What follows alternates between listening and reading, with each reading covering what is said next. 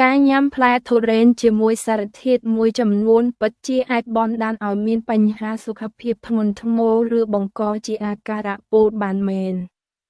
សមាសធាតុស្ពន់ធរ ស៊ូលហ្វឺ និងកម្រិតជាតិស្ករខ្ពស់នៅក្នុងទុរេនអាចមានប្រតិកម្មអវិជ្ជមានយ៉ាងខ្លាំងជាមួយអាហារនិងភេសជ្ជៈមួយចំនួន 1, 2, 3 ខាងក្រោមនេះជាសារធាតុនិងអាហារដែលមិនគួរផ្សំជាមួយទុរេន 1. គ្រឿងស្រវឹងនិងស្រាបៀរគ្រោះថ្នាក់បំផុតយន្តការប្រតិកម្មសមាសធាតុស្ពន់ធរក្នុងទុរេនទៅរារាំងមុខងារអង់ស៊ីម ALDH ដែលមានតួនាទីបន្សាបជាតិពុលពីជាតិអាល់កុលក្នុងថ្លាមផលប៉ះពាល់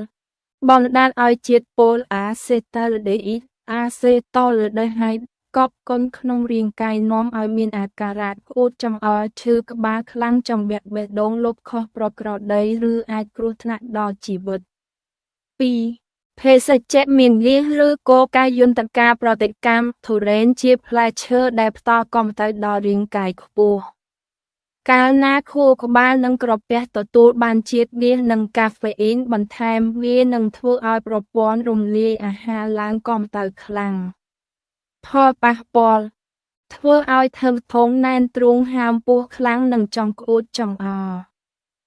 1, 2, 3 ផ្លែឈើនិងអាហារដែលមានជាតិស្ករខ្ពស់ប្រភេទអាហារផ្លែមានគូលែនសាវម៉ាវខ្នុរស្វាយទុំនិងបង្អែមលាងមាត់ផ្សេងផលប៉ះពាល់ធ្វើឲ្យកម្រិតជាតិស្ករក្នុងឈាមកើនឡើងខ្ពស់ខ្លាំងក្នុងរយៈពេលខ្លីវាអាចបណ្ដាលឲ្យងងឹតមុខសន្លប់ភ្លាមជាពិសេសចំពោះអ្នកមានជំងឺទឹកនោមផ្អែម 1. គ្រឿងសមុទ្រនិងសាច់ក្រហមប្រភេទអាហារខ្យងខ្ចៅគ្រឿងសមុទ្រនិងសាច់គោផលប៉ះពាល់អាហារទាំងនេះមានជាតិខ្លាញ់និងប្រូតេអ៊ីនខ្ពស់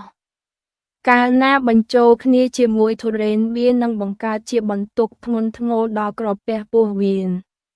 បណ្ដាលឲ្យពោះចំណីអាហារឈឺពោះរាគរួសឬក្តៅក្នុងខ្លាំង 1. 2. អនុសាសន៍ដើម្បីសុវត្ថិភាពគួរញ៉ាំទុរេនក្នុងបរិមាណសមល្មមប្រហែល2ដុំតូចក្នុងមួយថ្ងៃហើយគួរទុកគម្លាតពេលយ៉ាងហោចណាស់4 ទៅ 6 ម៉ោងមុននឹងពិសាសារធាតុឬអាហារខាងលើ Eating durian with certain substances can actually cause serious health problems or cause poisoning. The sulfur compounds and high sugar levels in durian can interact very negatively with certain foods and drinks. 1, 2, 3. Here are some substances and foods that should not be combined with durian. 1. Alcohol and beer, most dangerous mechanism of reaction. The sulfur compounds in durian inhibit the function of the ALDH enzyme, which is responsible for detoxifying alcohol in the liver. Side effects: causes acetaldehyde to accumulate in the body, leading to nausea, severe headaches, irregular heartbeat, or even life-threatening symptoms. 2. Carbonated drinks or Coke mechanism of reaction. Durian is a fruit that provides high levels of heat to the body.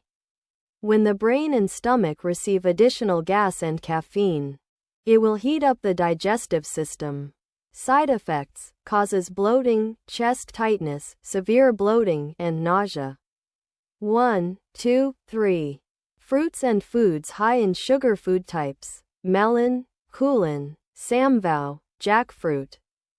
ripe mango, and other mouth-watering desserts. Side effects: causes blood sugar levels to rise very high in a short time. It can cause sudden blackouts and fainting, especially in people with diabetes. 1, 4. Seafood and red meat food types: snails, clams, seafood, and beef. Side effects: these foods are high in fat and protein, and when combined with durian, they can create a serious burden on the gastrointestinal tract, causing food poisoning, stomach pain, diarrhea, or severe heartburn. 1, 2. Recommendation: for safety, eat durian in moderation, about 2 small pieces per day, and leave at least 4 to 6 hours between eating the above substances or foods.